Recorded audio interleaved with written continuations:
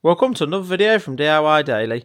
Just going to put a quick step-by-step guide together, just showing you how to replace the passenger side door mirror on this 2024 Hyundai i20. Now, working from home today in the garage rather than the workshop, I'm hoping this is going to be quite a straightforward replacement. I've done some mirrors on the earlier i20s, but I've not done one on quite a later model as this. I'm pretty sure we should be able to do this without taking the door card off. If we do need to take the door card off, it's not a problem, we'll run you through that. But yeah, we'll run you through everything a step at a time. You can just see the mirror's completely damaged on this one, the repeater lamp's damaged on it, the mirror body's damaged, and obviously the cap's missing as well. Now the mirror, I did price up a new mirror unit from a Hyundai. There weren't many aftermarket people listing them, but it was about 550 quid for a genuine one. But I did manage to find on eBay an aftermarket version for just over 100 quid, I think it was. So obviously loads cheaper. Obviously it's not going to be quite as good a quality as a genuine one, but I thought I'd opt for that at the price. We'll get it fitted. Hopefully it fits okay. Obviously make sure the connector and everything matches. But yeah, we'll give it a go at that and see how we get on. And if you're interested, if you check out the links in the description below, I'll put links to the mirror, where you can get it from, and all the parts that we're using as well.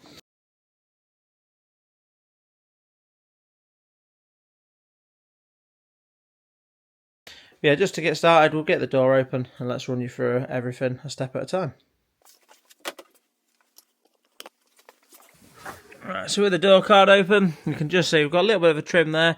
First thing we're going to do is just pop this trim off. You can either use your little trim tool, or if you can get in there with your hands, I will just try with my hands first rather than the tool, and just try and lightly pry it around the edges, see if we can just pop it away and get it off.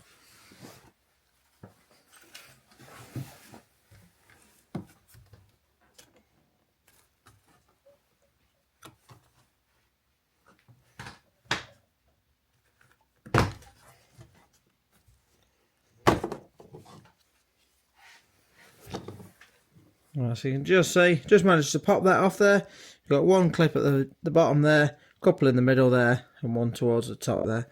And it does just connect up for the speaker, so you can just undo the speaker connector just to get that out of the way. Right, that's good news. I think we're going to be able to do it without taking the door card off. You can just see, just undone the connector for the mirror there. There's one 10mm at the top there. Another one just down there, and then there's one just behind this bit of foam there, but I'm pretty sure we're going to be able to quite easily do that without taking the door card off. Obviously it'd make it slightly easier, but for all the extra time I'm just going to manage and get that off without taking the card off. It's relatively easy to get on there, so yeah, we'll just undo all these now and then see if we can get the mirror out.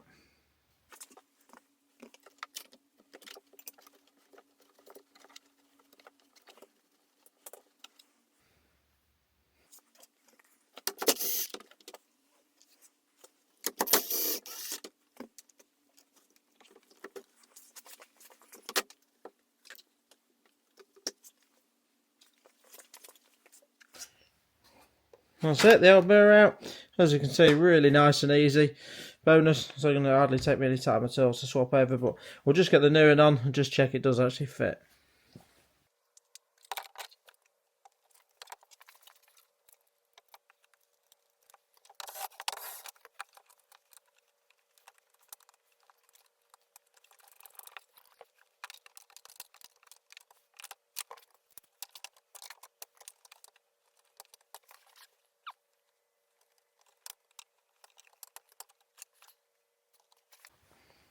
Right, so just come across a little bit of an issue.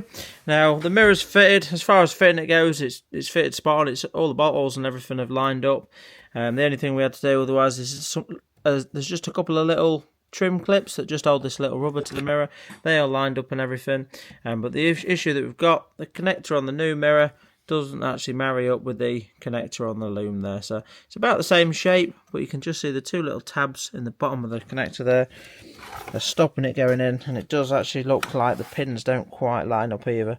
If you look at the existing mirror, you can see it hasn't got them two tabs on the bottom.